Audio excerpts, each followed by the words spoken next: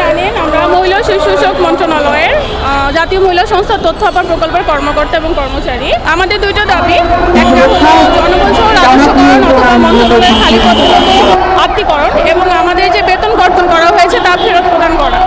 এখানে আমরা থেকে যে কথাগুলো বলে আসছি তা হলো যে সবাই বলে আপনারা প্রকল্পে চাকরি করেন, তাহলে এখন রাজস্বের জন্য কেন রাস্তায় বসে আছেন, সরকারকে বিতর্কিত করছেন। প্রকল্পে চাকরি মানে চুক্তিবদ্ধ। তো আপনারা যেটা জানেন, আমরা আগেও বলেছি যে আমাদের প্রকল্পের ডিপিপিতে উল্লেখ ছিল প্রজেক্ট শেষ হলে জনবল সহ রাজস্বকরণ করা হবে, যার কারণে আমরা যখন সবাই প্রকল্পে জয়েন করি প্রথমে ঠিকই আমরা জানতাম যে চুক্তিভিত্তিক। যখন আমরা ডিপিপির বিষয়টা দেখি আমরা তখন অত্যন্ত আন্তরিকতার সাথে কাজ করি। তার প্রমাণস্বরূপ আমাদের গ্রামীণ সুবিধাবঞ্চিত যারা নারী ছিলেন তাদেরকে 1 কোটি নারীকে সেবা দেওয়ার কথা ছিল, সেখানে আমরা 2,30,00,000 মহিলাকে সেবা দিয়েছি। আবার আমাদের প্রকল্পের প্রধান কার্যালয় আমাদের রাজস্বে আমাদের বেতনের একটা নির্দিষ্ট অংশ কেটে আসছেন, সেটা আমাদের যখন